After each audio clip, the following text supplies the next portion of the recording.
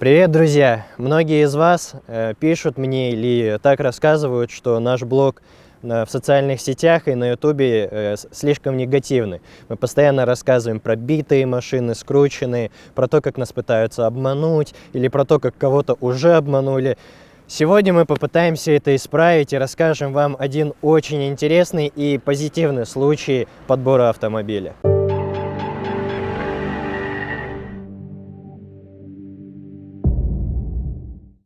В начале прошлого лета к нам обратился молодой парень, который не спеша себе искал первый автомобиль. Хотел он машину надежную, в первую очередь смотрели на японцев, при этом довольно вместительную, при этом какую-то там симпатичную, с разумным расходом топлива для поездок по городу и на какие-то недалекие расстояния там попутешествовать. Обратили внимание на Toyota Avensis, также на Mazda 6 и еще парочку машин. Постепенно отбирали, никуда не спешили, он мне скидывал варианты, я их ему комментировал, я ему что-то скидывал. Ну и к сентябрю решили наконец-то поехать что-то смотреть. Решился он на покупку, и отобрали две машины. И самое забавное, что эта машина была запасным вариантом, потому что по объявлению Mazda 6, мало фотографий, 47 тысяч пробега. Мы такие, да ладно, не может быть. Ну и думали, что какой-то фейк, или там может скручено, или еще что-то. И поехали смотреть один Avensis. Avensis нам не очень понравился. Технически, косметически машина была подушатанная, ну и мы стоим такие немножко расстроенные. Думаем, что же нам делать? То ли за Avensis как-то серьезно торговаться, то ли все-таки попробовать по Мазде узнать. Я говорю, Миш, давай попробуем просто позвонить и поспрашивать, как так, что такой пробег маленький, чем его можно доказать и так далее, и так далее. Звоню я по Мазде 6, поднимает телефон пожилая женщина, такая прям бабулька, и рассказывает, что у них с дедушкой это была вторая машина, и они катались только летом на какие-то красивые поездки. Машина зимой никогда не ездила. Все это можно подтвердить документами и так далее. Выглядело все очень интересно. И мы поехали буквально там 2 или 2,5 часа от того места, где мы были, смотреть эту машину. Когда мы приехали, я был просто поражен. На самом деле все оказалось правдой. У бабули с дедулей это был второй автомобиль, и как она, бабуля, выразилась, что это была машина на красивые путешествия. Как главный автомобиль у них была 626-я старинная Mazda, стоявшая на улице. Эта же машина стояла в гараже, абсолютно чистом, застеленным кафелем, идеально чистая сама по себе. Просто открывают ворота, и мы ахнули. Давайте посмотрим ближе на ее состояние. Что же мы имеем? Mazda 6 2008 года, если я не ошибаюсь. Самое забавное, что пробег у нее оказался не 47, а 37. Просто дедушка нам объяснил это следующим образом. Когда его внук писал объявление, он запарился и сказал ему 47, потому что не помнил точно. Оказалось 37.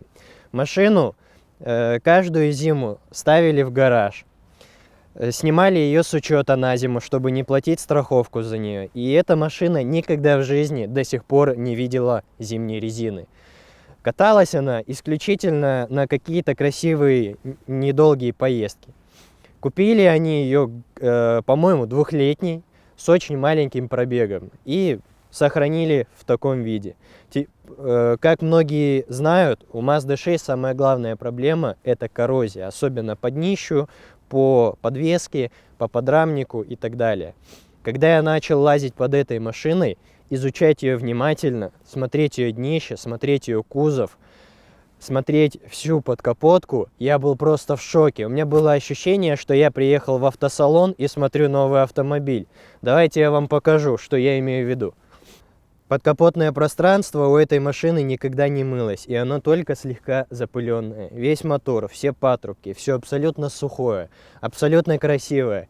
И самое интересное, что это одна из, не знаю, пожалуй, 3, наверное, Mazda 6, которые я видел этого поколения именно, у которых спереди подрамник абсолютно без рыжиков. Он просто как новый. Я когда увидел, я даже не сразу поверил, я его изучал дважды. Также хотелось бы сказать, что по кузову у этой машины никогда ничего не красилось, никогда ничего не ремонтировалось. Абсолютно все болты, все крепления, все на своих местах, ничего не тронуто. Причем это очень интересный переливающийся цвет, мне очень нравится, очень красиво, особенно в солнечный день это выглядит, а мы покупали ее в солнечный день. При этом весь кузов как новый. Пороги абсолютно чистые, косметических недостатков абсолютный минимум. Если брать техническую сторону машины, тормоза как новые, подвеска как новая, никаких ни рыжиков, ничего, само собой никаких звуков. Когда я ехал на ней, было ощущение, что я еду просто на автомобиле с автосалона. Вообще даже не ощущались те 37 тысяч и те 10 лет, которые у нее за спиной. Просто новый автомобиль. Когда же я открыл салон, я ахнул еще раз. Абсолютно идеальный руль, абсолютно красивые сиденья. Ну просто все в идеале. У нее даже коврики на тот момент были как новые. То есть сейчас немножко салон не подготовлен к съемке, но в целом, если посмотреть, у него никаких повреждений. Он просто в идеале. По сути, к автомобилю невозможно было придраться. Состояние почти новой машины. Единственный аргумент для торга, который я нашел, это то, что на ней стояли еще заводские летние колеса. Износ у них не был слишком большой. Они еще были в хорошем состоянии в плане износа. Но от старости уже резина потрескалась, и ее пора было менять. Я умудрился еще сторговать 5000 крон. То есть, что же у нас получается? Автомобиль за 145 тысяч крон в состоянии практически нового. А ведь эта цена, это где-то четверть от изначальной стоимости этой машины.